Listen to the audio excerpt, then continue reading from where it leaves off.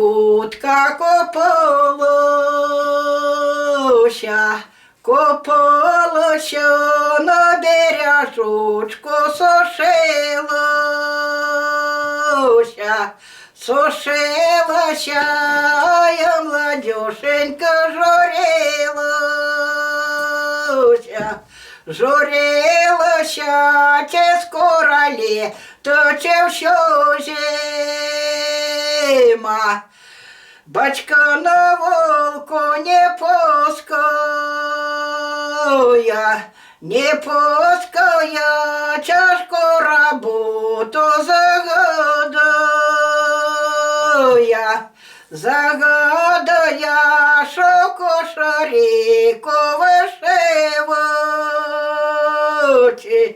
як виду на ганочок, я гляну на волочку, там мой милий тонкий